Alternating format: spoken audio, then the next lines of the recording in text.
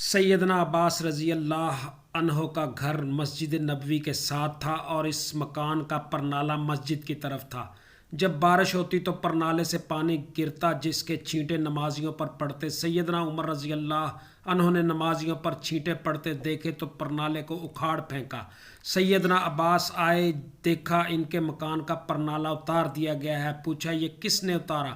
جواب ملا امیر المومنین نے نمازیوں پر چھینٹے پڑتے دیکھے تو اسے اتار دیا۔ سیدنا عباس نے قاضی کے سامنے مقدمہ دائر کر دیا۔ امیر المومنین ابی بن کعب رضی اللہ عنہ کی عدالت میں پیش ہوئے تو جج صاحب لوگوں کے مقدمات سن رہے ہیں اور سیدنا عمر عدالت کے باہر انتظار کر رہے ہیں۔ کافی انتظار کے بعد جب سیدنا عمر عدالت کے روبرو پیش ہوئے تو بات کرنے لگے، مگر ابی بن کعب رضی اللہ عنہ نے روک دیا کہ پہلے مدعی کا حق ہے کہ وہ اپنا دعویٰ پیش کرے، یہ عمر کے دور کا چیف جسٹس ہے۔ سیدنا عباس دعویٰ پیش کرتے ہیں کہ میرے مکان کا پرنالہ شروع سے ہی مسجد نبوی کی طرف تھا۔ زمانہ نبوی کے بعد سیدنا ابو بکر کے دور میں بھی یہی رہا، لیکن عمر نے میرے مکان کا پرنالہ میری عدم موجودگی میں میری اجازت کے بغیر اتار دیا، لہٰذا مجھے انصاف چاہیے۔ چیف جسٹس ابی بن کعب رضی اللہ عنہ کہتے ہیں میں آپ کے ساتھ ہوں، آپ بے فکر ہیں، آپ کو انصاف ملے گا۔ قاضی نے سیدنا عمر سے پوچھا آپ نے سیدنا عباس کے گھر کا پرنالہ کیوں اتارا؟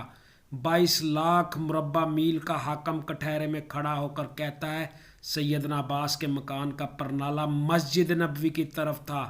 جب بارش ہوتی ہے تو پرنالے سے پانی بہتا ہے اور چھینٹے نمازیوں پر پڑتے ہیں جس سے نمازیوں کو پریشانی ہوتی ہے، اس لیے میں نے اسے اتار دیا۔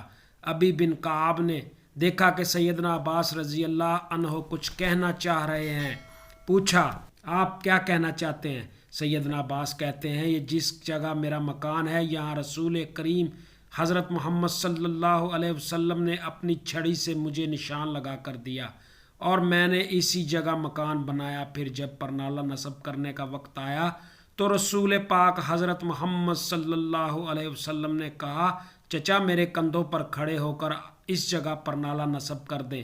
میں نے نبی پاک صلی اللہ علیہ وسلم کے کندھوں پر کھڑا ہونے سے انکار کیا، مگر بھتیجے کے اصرار پر میں نے ان کے کندھے پر کھڑا ہو کر یہاں پر پرنالہ نصب کیا۔ یہاں پرنالہ نبی پاک صلی اللہ علیہ وسلم نے خود لگوایا تھا۔ ابی بن کعب نے پوچھا اس کا کوئی گواہ ہے آپ کے پاس؟ سیدنا جلدی سے باہر گئے اور کچھ انصار کو لے کر آئے، انہوں نے گواہی دی کہ سیدنا عباس سچ کہہ رہے ہیں۔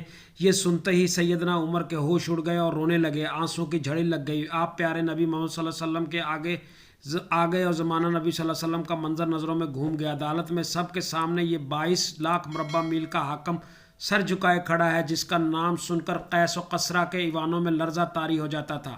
سیدنا عباس نے کہا کہ مجھے نہیں معلوم تھا کہ یہ پرنالہ نبی کریم صلی اللہ علیہ وسلم نے خود لگوایا ہے۔ آپ چلیے میرے ساتھ، جیسے رسول پاک صلی اللہ علیہ وسلم نے یہ پرنالہ لگوایا تھا ویسے ہی آپ لگا لیجئے۔